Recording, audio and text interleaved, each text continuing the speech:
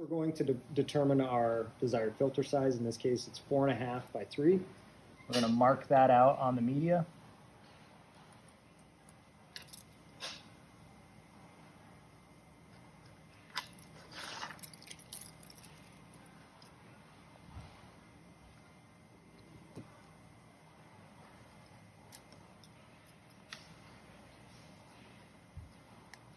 And then we're going to cut that to size. Next, we're going to cut the filter pad to size. You can use just normal shears. It'll cut through the grid.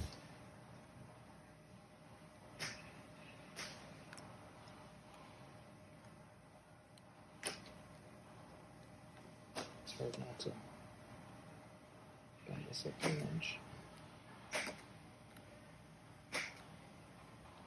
Use your coworker's scissors so you don't dull your own.